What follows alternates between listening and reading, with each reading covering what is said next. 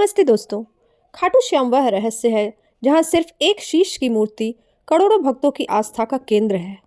क्या सचमुच यह वही शीश है जिसने महाभारत का युद्ध अपनी आंखों से देखा था? क्या आपने कभी सोचा है कि राजस्थान की तपती रेत पर बसा एक छोटा सा गांव खाटू दुनिया भर के करोड़ों श्रद्धालुओं की आस्था का केंद्र कैसे बन गया?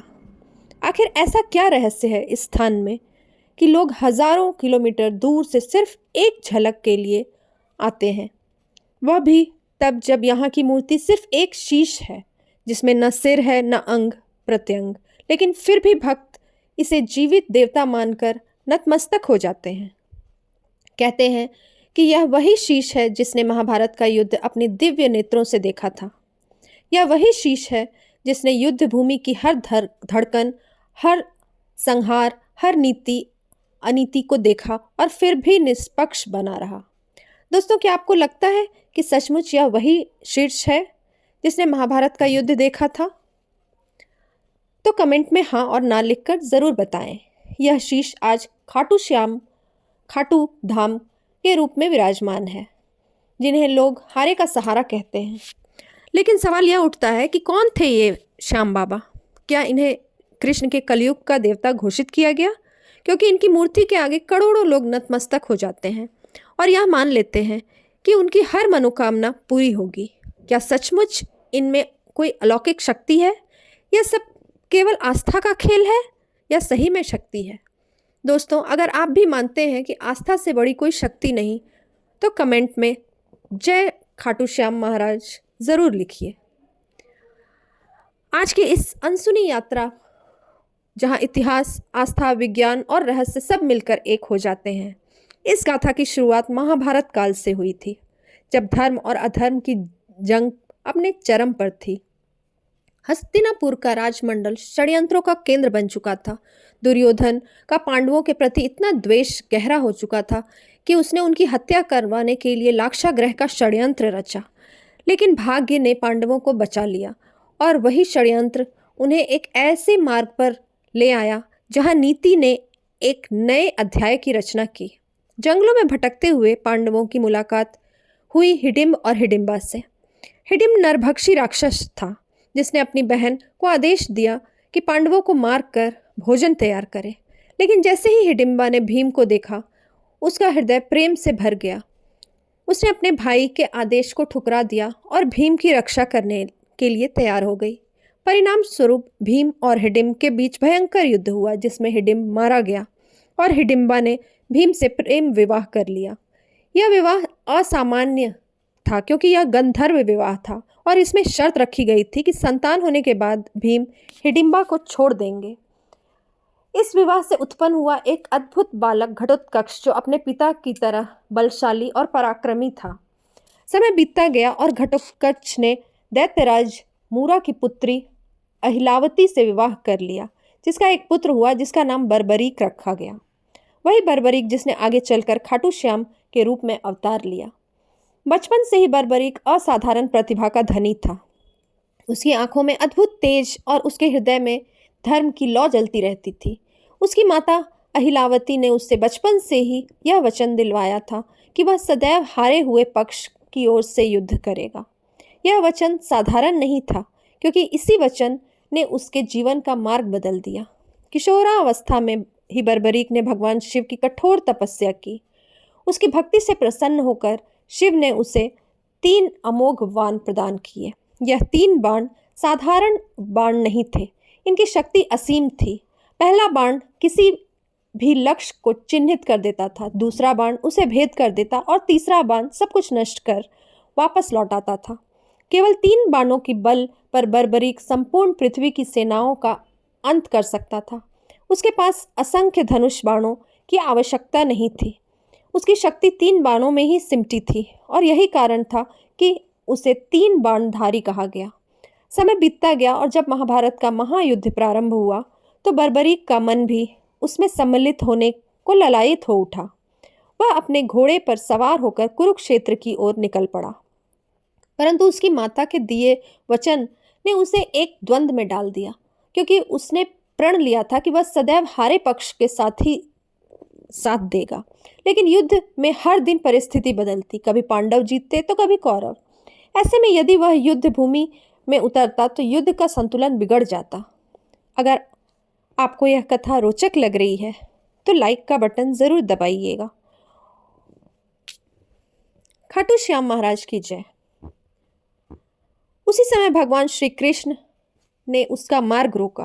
वे एक ब्राह्मण के वेश में आए और उससे उसका उद्देश्य पूछा। बर्बरीक ने कहा कि वह युद्ध में सम्मिलित होने जा रहा है और सदैव हारे हुए पक्ष का साथ देगा। कृष्ण ने मुस्कुरा कर कहा, यदि ऐसा हुआ तो युद्ध कभी समाप्त नहीं होगा, क्योंकि जिस ओर तुम जाओगे वह पक्ष विजयी हो जाएगा और दूसरा पक्ष हार जाएगा। फिर तुम फिर से पक्ष बदल लोगे। इसी प्रकार युद्ध का कोई अंत नहीं होगा। तब कृष्ण ने उसकी शक्ति की परीक्षा लेने के लिए एक वृक्ष की ओर संकेत किया और कहा कि यदि तुम इतने पराक्रमी हो तो इस वृक्ष के सारे पत्तों को एक ही बाण से भेद कर दिखाओ। बर्बरीक ने ध्यान लगाकर बाण छोड़ा और वह बाण वृक्ष के प्रत्येक पत्ते को छेदता हुआ निकल गया। लेकिन कृष्ण ने अपने चरणों तले एक पत्ता छिपा रखा था। बाण ने उसे भी ढूंढ लिया और वहीं रुक गया। तब बर्बरीक ने विनम्रता से कहा, हे ब्राह्मण, कृपा करके अपना चरण हटा ले, वरना यह बाण आपको भी घायल कर देगा। कृष्ण मुस्कुराए और समझ गए कि यह बालक असाधारण नहीं है। दोस्तों, आगे आप सुनेंगे तो आप अंदर तक हिल जाएंगे। लेकिन उससे पहले सोचिए, अगर सामने कृष्ण खुद ब्राह्मण रूप में आते हैं और आप से आपका शीश मांग लेते हैं तो आप क्या दान कर पाते? भगवान श्री कृष्ण ने दान में बर्बरीक से उसका शीश मांग लिया। बर्बरीक क्षण भर तो चुप रहा, परंतु उसने तुरंत स्वीकार कर लिया। उसने केवल इतना कहा कि हे प्रभु, अपने वास्तविक रूप में प्रकट हो जाइए, क्योंकि ऐसा दान कोई सामान्य व्यक्ति नहीं मांग सकता। तब श्री कृष्ण ने अपना विराट रूप प्रकट किया और कहा, वीर, तुम्हारा यह बलिदान व्यर्थ नहीं जाएगा। भगवान श्री कृष्ण ने बर्बरीक को आशीर्वाद दिया कि कलयुग में लोग तुम्हारे हारे का सहारा कहकर पुकारेंगे। वे तुम्हारी मूर्ति की पूजा करेंगे। तुम्हारा शीश कलयुग में भगवान श्याम के रूप में पूजित होगा और जब धर्म संकट में पड़ेगा तब तुम घोड़े पर सवार होकर युद्ध भूमि में अवतरित होंगे। कृष्ण ने उसका शीश युद्ध भूमि पर एक ऊंची पहाड़ी पर स्थापित कर दिया और अमृत से स्नान कराकर उसे यह वरदान दिया कि वह पूरे महाभारत युद्ध को देखे और निष्पक्ष साक्षी बने। बर्बरीक का शीश मुस्कुराता रहा और उसने पूरे युद्ध का साक्षात्कार किया। यही शीश आगे चलकर राजस्थान की पवित्र भूमि घाटों पर पूजित हुआ। कहते हैं, जब समय बीता तो इस सिर को धरती के गर्भ में दबा दिया गया, परंतु नियति को कुछ और स्वीकार था। सदियों बाद खाटू गांव की भूमि में चरती हुई एक गाय अचानक रुक गई और उसके थनों से दूध बहने लगा। ग्रामीण चौंक गए और उस स्थान की खुदाई की गई तो वहां यह दिव्य शीश प्रकट हुआ, जो तेजस्वी और अलौकिक था। गांव में उत्साह फैल गया और लोग इसे अपने घर ले आए। कुछ समय बाद खाटू ने राजा रूप सिंह चौहान को सपने में श्याम बाबा के दर्शन दिए और आदेश दिया कि मेरे लिए यहाँ भव्य मंदिर का निर्माण करो। राजा ने तुरंत मंदिर का निर्माण कराया और फागुन शुक्ल एकादशी के दिन उस दिव्य शीश की प्रतिष्ठा की गई। तब से यह स्थान आस्था का केंद्र बन गया। यहाँ प्रतिवर्ष लाखों लोग आते हैं और मानते हैं, जो भी सच्चे मन से बाबा श्याम को पुकारता है उसकी हर मनोकामना पूर्ण होती है। कोई संतान प्राप्त करता है, कोई रोग मुक्त होता है, कोई जीवन मरण के संकट से बच जाता है।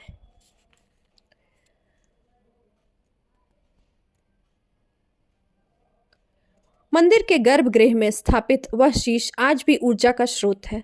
लोग कहते हैं कि वहां ध्यान करने से शरीर में कंपन होने लगता है, किसी को दिव्य प्रकाश दिखाई देता है तो किसी को शांति मिलती है।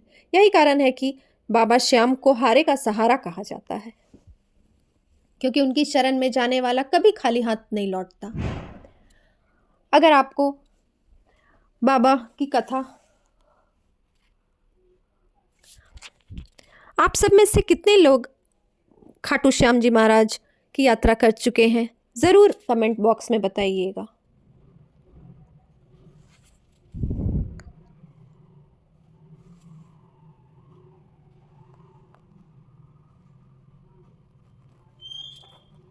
कहते हैं कि मंदिर में हल्की घंटी की ध्वनि हमेशा सुनाई देती है। मंदिर से जुड़ा एक और बड़ा रहस्य श्याम कुंड है। कहते हैं जब बर्बरीक का शीश निकाला गया तो उसी स्थान पर पवित्र कुंड प्रकट हुआ। इसका जल सदैव निर्मल और शीतल रहता है। किसी ने आज तक इसका स्रोत नहीं खोज पाया। वैज्ञानिकों ने भी जब इसकी जांच की तो उन्हें कोई धारा या स्रोत नहीं मिला, परंतु कुंड कभी सूखता नहीं है।